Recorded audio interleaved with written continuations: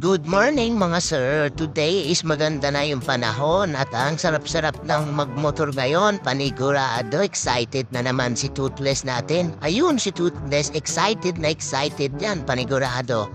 Basang-basa na naman si Toothless, ang hirap ng walang bubong yung parkingan. Ako naman. Punasan muna natin, baka punasan pa ng iba. Susian ko na din at baka susian pa ng iba.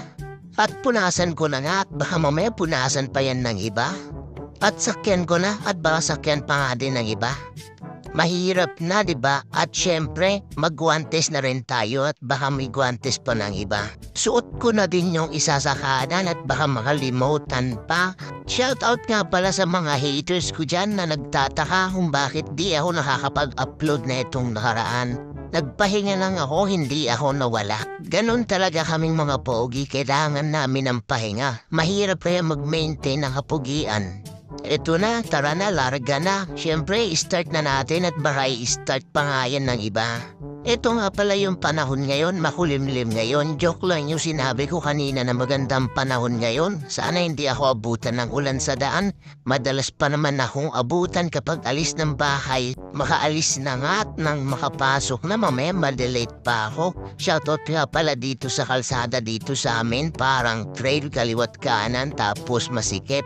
Gamay-gamayan na lang makikita nyo, basic na basic kahit mabigat yung motor ni Sir Mau Motovlog. Tapos yung ahon sa sobrang tarik pag lumusong ka para kang didiretso sa impyerno, magkikita pa kayo ni Satanas. I-fast forward ko na kasi baka i-fast forward pa ng iba tapos para makita nyo na rin kung gaano ako kamalas dito nung pagpasok ko. Alam mo yung pinapatila mo yung ulan tapos pag alis mo ng bahay dito ka sa daan naabutan. Ganito yung inabot ko ditong kamalasan. Tignan nyo na lang kung anong mangyayari sa akin.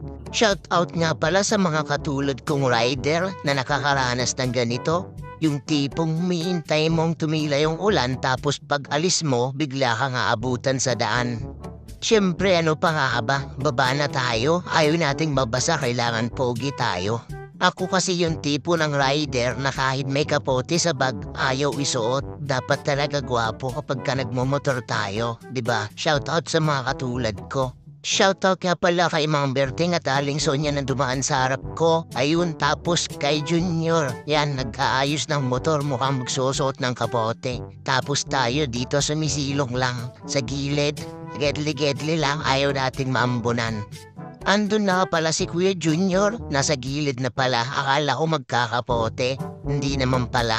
Kaya ayan, tignan nyo, check ko na yung camera, baka mamaya basa na pala yung GoPro Hero 9 natin, mahirap na. Mahal ang GoPro, hindi natin kaya pag nasira pa. Ang pogi-pogi ko talaga, lalo na sa camera. Sa personal pa kaya, ayan o, ala ko Martin tapos minsan ding-dong Dantes lang. O siya, hanggang dito na lang. Huwag niyo akong gagayahin ha. Pag may motor, dapat may kapote. Pag may kapote sa bag, dapat isuot. Huwag kamote. Hanggang sa muli, paalam!